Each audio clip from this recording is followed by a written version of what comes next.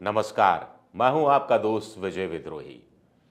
आप मुझसे जुड़ चुके हैं, इसके लिए आप सबका तहे दिल से शुक्रिया और अगले 10-12 मिनट में आपसे जुड़े रहने की कोशिश करूंगा। आज बात करेंगे सुप्रीम कोर्ट के दो अहम फैसलों की।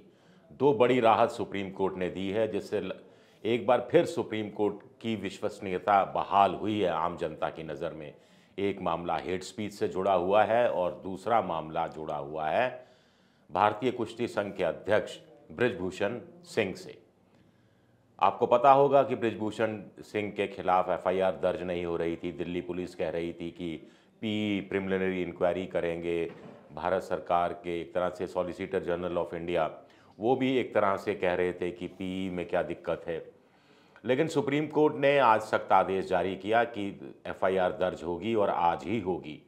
और साथ ही साथ दिल्ली पुलिस से ये भी कहा कि जो लड़की नाबालिग है, जो वो शिकायत दर्ज कर रही है कि उसको जान का खतरा है, तो उसकी सिक्योरिटी थ्रेट का वो एनालिसिस करें और उसके हिसाब से सुरक्षा देने की बात करें। कपिल सिब्बल वकील ने कहा था कि कोर्ट की निगरानी में इस मामले की जांच होनी चाहिए। इस पर सुप्रीम कोर्ट ने दिल्ली के पुलिस कमिश्नर पर छोड़ दिया कि वो तय करें कि वो जांच की दिशा दशा क्या होगी, लेकिन एफआईआर दर्ज होगी।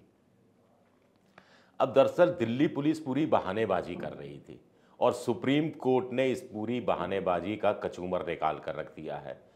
अगर कोई कॉग्निजेबल ऑफेंस है, संज्ञेय अपराध है, यानी गंभीर किस्म का अपराध है, तो पुलिस को बिना वारंट के गिरफ्तारी करने का भी हक है। यहाँ तो सिर्फ एफआईआर दर्ज करने की बात हो रही थी। और ये गंभीर किस्म के अपराध में हत्या भी आता है, यौन शोषण भी आता है, बलात्कार भी आता है। और ये दरअसल ये मामला तो पॉस्को से भी जुड़ा हुआ है, क्योंकि एक महिला पहलवान, जो 7 महिला पहलवानों ने शिकायत दर्ज कराई है ऐसा माना जा रहा है, जिसमें से एक 18 साल से कम उम्र की है, नाबालिग है, तो उसको पॉक्सो एक्ट लगता है। और ये दिल्ली पुलिस को भी पता था, सॉलिसिटर जनरल तुषार मेहता को भी पता था कि मैंडेटरी है दिल्ली पुलिस, किसी भी पुलिस के लिए, एसएचओ के लिए, कि वो या तो एक वाजिब वजह दे, बताए कि क्यों वो एफआईआर दर्ज नहीं कर रहा, नहीं तो मैंडेटरी है, अनिवार्य है एफआईआर दर्ज करना। और यही चीज़ें शायद सुप्रीम कोर्ट ने भी आज याद दिलाने की कोशिश की। नहीं तो सज़ा 6 महीने से लेकर 2 साल की हो सकती है।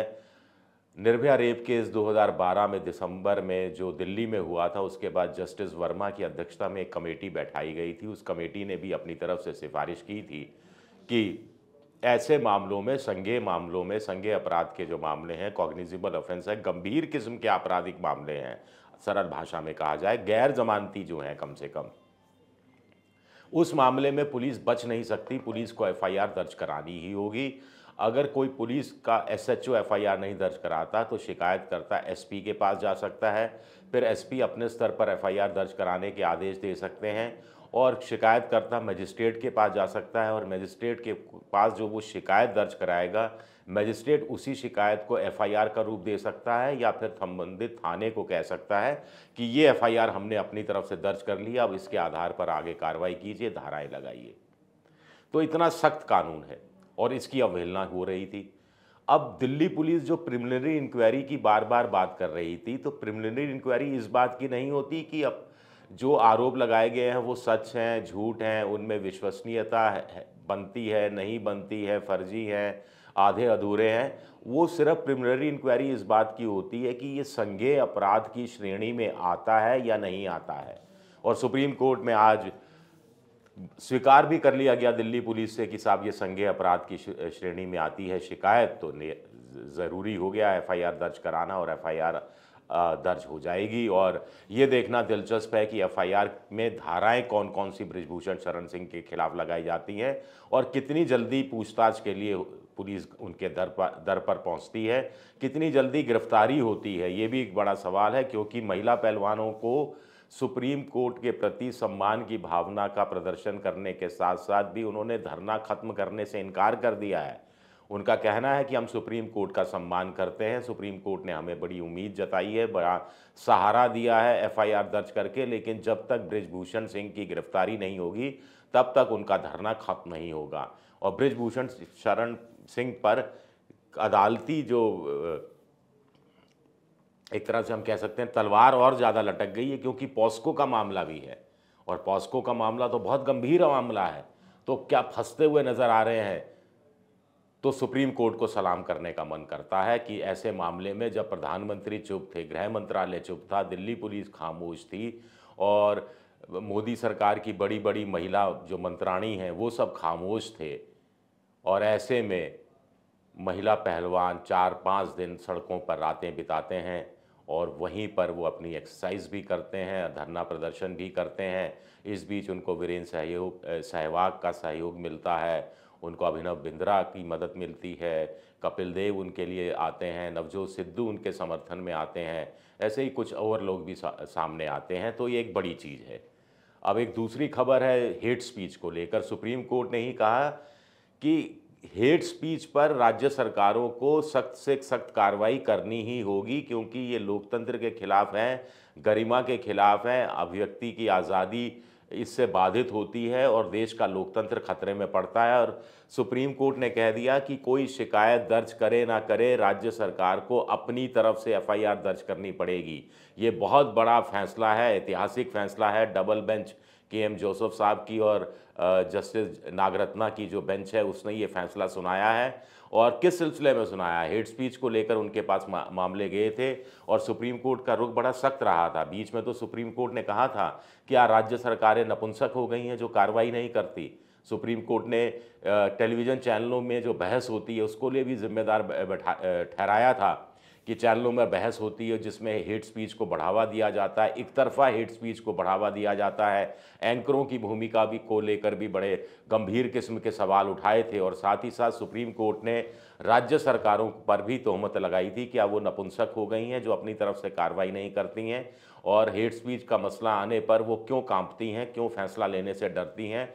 आगे सुप्रीम कोर्ट ने इसमें ये भी जोड़ा था कि धर्म को राजनीति से जब तक अलग नहीं किया जाएगा तब तक हेट स्पीच का ये दौर चलता रहेगा, और धर्म को राजनीति से, राजनीति को धर्म से अलग अलग किया जाना, दोनों की को अलग अलग किया जाना बहुत ज़रूरी है। सुप्रीम कोर्ट ने आज भी इस बात पर जोर दिया। अब देखना दिलचस्प रहेगा कि राज्य सरकारें अब इस आदेश के बाद कितनी तेज़ी से हरकत में आती हैं। क्या हेट स्पीच का सिलसिला थमता है?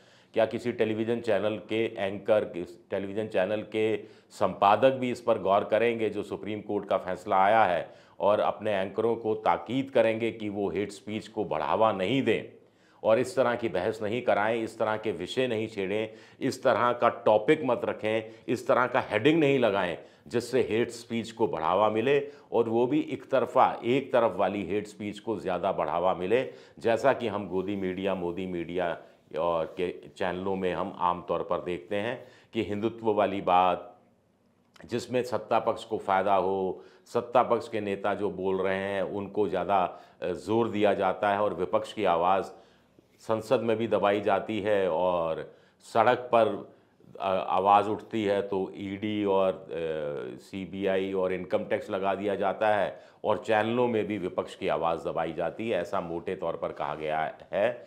लेकिन कुल मिलाकर सुप्रीम कोर्ट का ये बड़ा फैसला है हेट स्पीच को लेकर, और राज्य सरकारों के हाथ में अब बहुत कुछ दे दिया। अब देखना दिलचस्प होगा कि चैनलों पर इसका कितना असर पड़ता है। लोग जो बदजुबान नेता हैं, बयान बहादुर हैं, उनके बयानों पर कितना असर पड़ता है, और राज्य सरकारें दलगत राजनीति से उठकर इस मसले पर अपनी तरफ से संज्ञान लेकर कितनी एफआईआर दर्ज कराती हैं, और एफआईआर दर्ज कराने के बाद आगे कार्रवाई किस रूप में करती हैं। ऐसा ना हो कि कहीं पर बीजेपी की सरकार हो तो अपने लोगों के खिलाफ तो मामले दर्ज नहीं हो, दूसरों को फंसाने की कोशिश हो। इसी तरह गैर बीजेपी की जहां सरकार हो, कांग्रेस की हो या ममता बनर्जी की खास तौर से, वहां पर बीजेपी के नेताओं को फंसाने की कोशिश की जाए। अगर ऐसा हुआ तो फिर कोई मकसद हल नहीं होगा। लेकिन सुप्रीम कोर्ट ने अपनी तरफ से बड़ा सख्त आदेश जारी किया है। शुक्रिया आप सबका, बहुत बहुत शुक्रिया। मेरा वीडियो अगर पसंद आए तो लाइक कीजिए, सब्सक्राइब कीजिए, शेयर कीजिए और घंटी जैसी आकृति बेल आइकन दबा दीजिए। @विद्रोही7 मेरा ट्विटर हैंडल है, विजय विद्रोही 7 इंस्टाग्राम पर हूँ, विजय विद्रोही 7 इंस्टाग्राम पर हूँ, विद्रोही 7 ट्विटर हैंडल है, और विजय विद्रोही पेज है मेरा फेसबुक पर। शुक्रिया आप सबका, बहुत बहुत शुक्रिया।